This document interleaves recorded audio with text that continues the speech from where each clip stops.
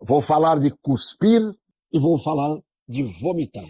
Coisas tão naturais que desde os nenezinhos a gente vê exercerem este ato e nós, quando falamos nisso, temos uma certa repugnância, um jeito assim de, eu não gosto de falar disso. Essas palavras têm uma importância muito grande. Cuspir e vomitar. O Brasil nos inspira hoje, nos inspira a cusparada e ao vômito. Nos inspira, nos leva a isso, nos compele a isso, nos impulsiona a isso.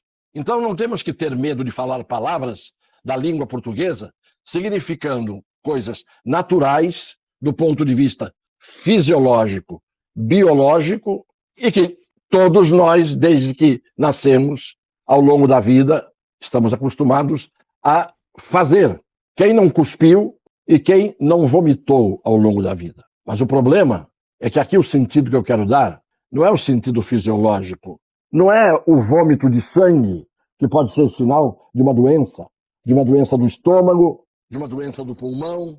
Não, não é esse tipo. Não é a cusparada ou o cuspir de saliva, que também é algo absolutamente natural. A gente pode cuspir, inclusive algo que põe na boca, não gosta, a gente cospe. Só que no momento presente, se alguém entra dentro do Congresso Nacional, se alguém olha para os atos do governo, estou falando do Poder Executivo, estou falando do Poder Legislativo. Se alguém entra fisicamente ali dentro, talvez não tenha a sensação que tem os que penetram ali dentro mentalmente, por meio do noticiário, por meio das informações que surgem. Quando nós contemplamos o que está sendo feito como regra, apesar das raras e nobres exceções, por deputados e senadores e por membros do governo, dos ministérios do governo, inevitavelmente vem-nos à mente a ideia do cuspe e do vômito. A gente não diz, por exemplo, que um cavalo cuspiu o cavaleiro de cima do seu dorso. O cavaleiro foi cuspido. Um automóvel capota, uma das vítimas é cuspida para fora do carro. Então, é preciso que nós entendamos que aqui não é uma live escatológica, mas é uma live sincera e que vai exprimir o que muitíssimos de nós vem sentindo. Em primeiro lugar, você pode dizer assim, fulano de tal cuspiu todo o ódio que ele tinha guardado dentro de si. Este é um significado também do verbo cuspir. Pode-se dizer, quando se fala de ultraje, de uma ofensa, cuspiu em cima de alguém todo o desprezo que lhe devotavam. A palavra, portanto, tem esses sentidos. E quando a gente fala em vômito, que não é apenas a expulsão do conteúdo estomacal por uma indigestão, por exemplo, nós temos que falar que há duas situações, e até mesmo está na Bíblia isso, duas situações podem ser identificadas com o sinônimo do verbo vomitar. No plano espiritual, muitas pessoas acumulam dentro de si experiências desagradáveis. E nesse momento é preciso que a pessoa vomite estas coisas desagradáveis que estavam amargando e amargurando e angustiando o seu espírito, a sua alma. A mesma coisa em relação à mente. Quanto somos obrigados a engolir, o tal engolir sapos é pouco diante do que engolimos muitas vezes diariamente contra a nossa vontade, algo que nos enfiam goela abaixo. Então, nesse momento, é preciso que a gente saiba que, do ponto de vista emocional, muitas vezes a gente só consegue sair de uma crise emocional porque fomos fustigados, porque fomos traídos, porque fomos injustiçados. Você tem vontade de vomitar tudo isso que você foi obrigado a engolir emocionalmente para se sentir aliviado. Porque é isto que faz o ato do vômito e o ato do cuspir, muitas vezes. Esta comparação tem que ser feita, e eu falava do exercício dos poderes, do executivo, do legislativo, quando você vê a cada dia aquele bando aquela quantidade, aquele contingente de parlamentares andando como zumbis pelos salões plenários e comissões e pelos gabinetes e pelos cantos dos conchavos, ditos representantes do povo, tramando ali em favor dos seus interesses e contra o povo que eles deveriam representar. Tem uma hora que a gente não aguenta. Eu estive lá e era difícil, muitas vezes, no final do dia, ter ânimo para seguir no dia seguinte. Porque existem aqueles que parecem baratas tontas, que parecem que andam às cegas, que não conhecem sequer sua missão ali dentro. Outros se deixam contaminar rapidamente, contagiar rapidamente por aqueles velhos habituês, por aquelas velhas raposas, com o perdão que eu peço às raposas pela comparação. E aí tratam dos seus interesses, que contrariam quase sempre os interesses do povo, da nação, das pessoas de bem, das pessoas de boa fé, das pessoas que esperam dos que exercem o poder grandeza, altivez, altruísmo, solidariedade. E é isso que a gente vê que vai escasseando e variando. Vejam, exemplo de hoje. De repente, mais uma vez, a surrada, maltrapilha, esfarrapada ideia da tal reforma tributária, destinada à tribo dos otários, que somos nós. Vamos ver a reforma tributária se nos beneficia. Se beneficia o povo que está morando no seu município, que está morando no seu estado, que paga o que tem e o que não tem de impostos para um governo que não retribui, não devolve, não dá a reciprocidade da prestação.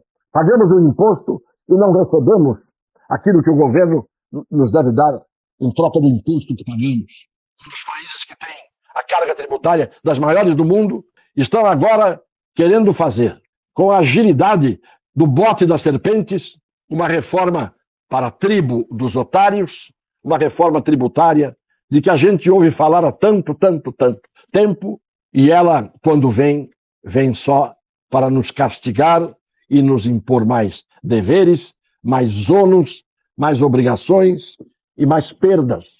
E a gente vai engolindo, Não apenas se engole pela boca para o estômago, nós engolimos na alma, nós engolimos no espírito, nós engolimos na mente. O governo do senhor Luiz Inácio, governo entre aspas, este bando de algozes que judiam de toda uma nação, dos seus inimigos e daqueles de quem eles dizem ser amigos e que também sofrem as mesmas consequências, porque não há amizade para esse governo.